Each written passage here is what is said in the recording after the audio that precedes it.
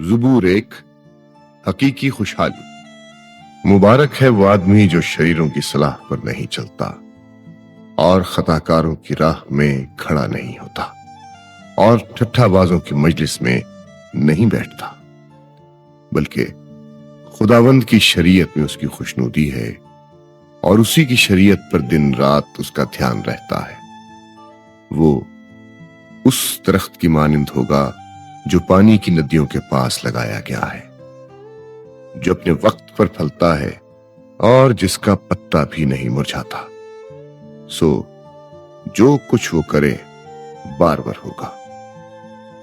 शरीर ऐसे नहीं, बल्कि वो भूसे की मानिंद हैं जिसे हवा उड़ा ले जाती है।